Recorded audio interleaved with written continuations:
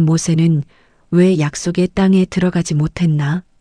모세는 이스라엘 역사상 가장 위대한 지도자입니다. 홍해를 갈랐습니다. 시내산에서 율법을 받았습니다. 40년간 광야를 이끌었습니다. 그런데 그는 약속의 땅을 밟지 못했습니다. 눈앞에 두고 들어가지 못했습니다. 왜일까요? 이스라엘 백성이 광야를 떠돈 지 40년이 다 되어갑니다. 가나안 땅은 이제 손에 닿을 거리였습니다. 그런데 그 마지막 순간에 문제가 생겼습니다. 물이 없었습니다. 백성들은 또 불평하기 시작했습니다. 왜 우리를 이 광야로 끌고 나왔느냐? 여기는 물도 없고 먹을 것도 없다. 모세는 40년째 이 불평을 듣고 있었습니다. 하나님은 모세에게 명령하셨습니다. 지팡이를 들고 반석 앞에 서서 그 반석에게 명령하라. 그러면 물이 나올 것이다. 그런데 모세는 다르게 행동했습니다. 그는 반석을 한 번이 아니라 2번 쳤습니다. 그리고 이렇게 말했습니다. 반역한 너희여, 우리가 너희를 위하여 이 반석에서 물을 내랴. 물은 나왔습니다. 그러나 하나님은 말씀하셨습니다. 너희가 나를 믿지 아니하고 이스라엘 자손의 목전에서 내 거룩함을 나타내지 않았으므로 너희는 이 회중을 내가 그들에게 준 땅으로 인도하여 드리지 못하리라. 표면적으로 보면 반석을 친 것이 그렇게 큰 잘못입니까? 물은 나왔습니다. 백성은 살았습니다. 그런데 하나님은 가나안 입성을 금지하셨습니다. 40년을 이끈 지도자에게 너무 가혹한 것 아닐까요? 여기에 3가지 층위가 있습니다.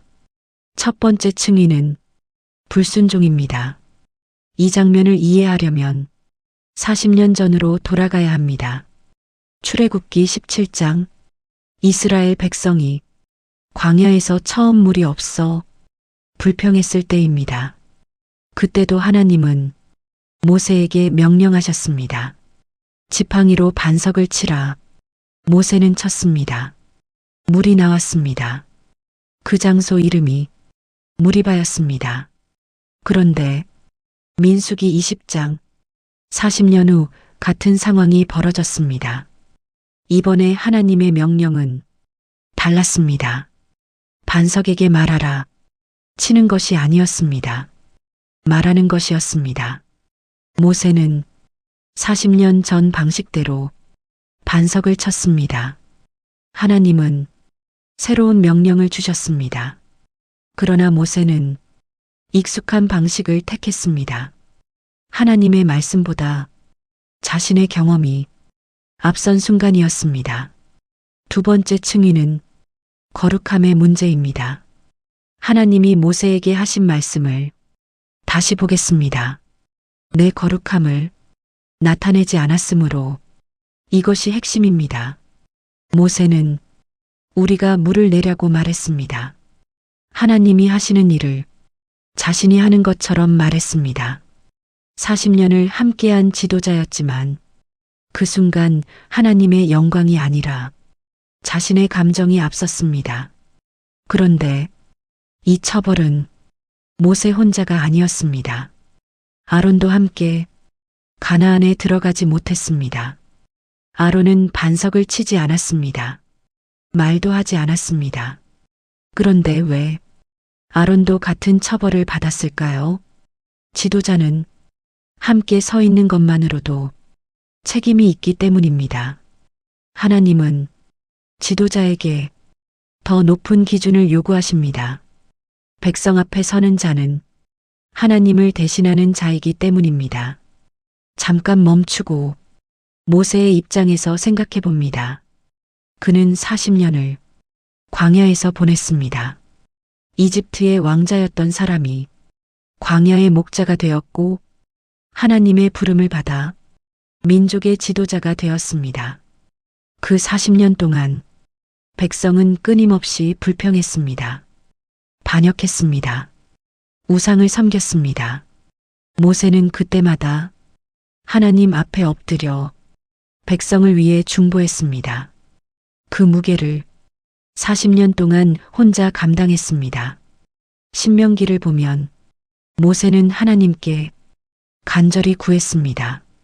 주 여호와여, 나를 건너가게 하사 요단 저쪽에 있는 아름다운 땅을 보게 하소서. 하나님의 대답은 이것이었습니다. 그만해도 족하니 이 일로 다시 내게 말하지 말라.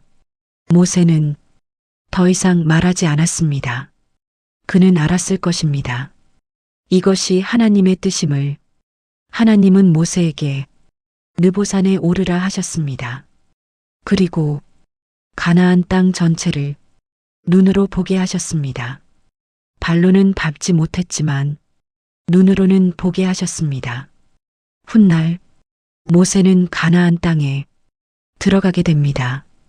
발로가 아니라 다른 방식으로 변화산에서 예수님 앞에 엘리야와 함께 서 있었습니다.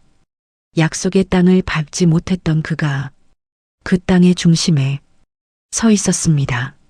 하나님은 모세를 버리지 않으셨습니다. 다만 그분의 방식으로 완성하셨습니다. 모세의 이야기는 실패의 이야기가 아닙니다. 우리는 종종 문이 닫혔다고 생각합니다. 기회를 놓쳤다고, 너무 늦었다고, 자격이 없다고. 그러나 모세의 이야기는 다르게 말합니다. 하나님의 기준은 높습니다. 그러나 하나님의 계획은 인간의 실수보다 더 깁니다. 우리가 놓쳤다고 생각하는 것, 하나님은 다른 방식으로 완성하십니다. 그것이 모세의 이야기가 우리에게 남긴 것입니다.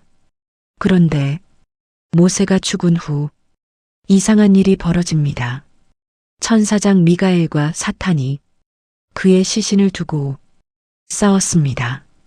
왜 시신 하나를 두고 그런 일이 벌어졌을까요? 다음 영상에서 그 이유를 다룹니다.